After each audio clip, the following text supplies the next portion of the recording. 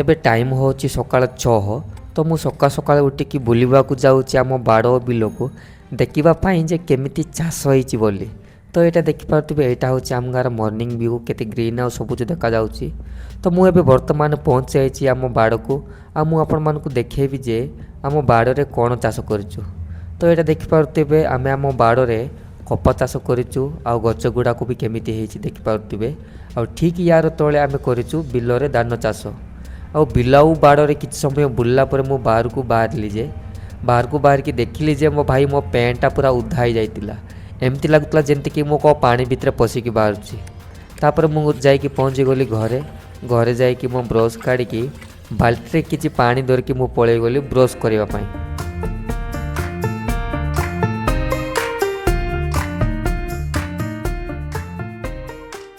Brush କରିସାରିଲା ପରେ ମୁଁ ପାଣିରେ ମୁହଁ ଧୋଇକି ପୁରା ଫ୍ରେଶ୍ ହେଇଗଲି।